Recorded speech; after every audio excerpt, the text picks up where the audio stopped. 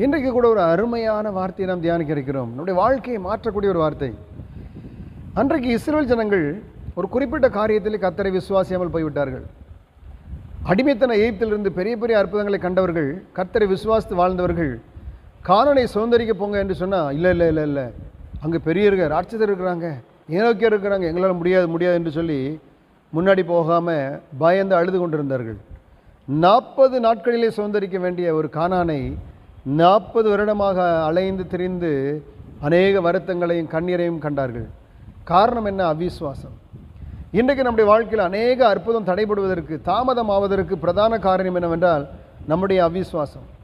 எபிரேயர் 11:6 சொல்லப்பட்டிருக்கிறது, இயேசு கிறிஸ்து உயிரோடு இருக்கிறார் என்று விசுவாசிக்க வேண்டும். ரெண்டாவது, யாரெல்லாம் அவரை தேடுகிறார்களோ அவருக்கு பதிலளிப்பார் என்று விசுவாசிக்க வேண்டும். அவர் உயிரோடு இருக்கிறார் என்று விசுவாசிக்கிறீர்களா? நிச்சயமாக பரலோகத்தை எனக்கு தருவார், இந்த நன்மையை தருவார் என்று விசுவாசிக்கிறீர்களா? நிச்சயம்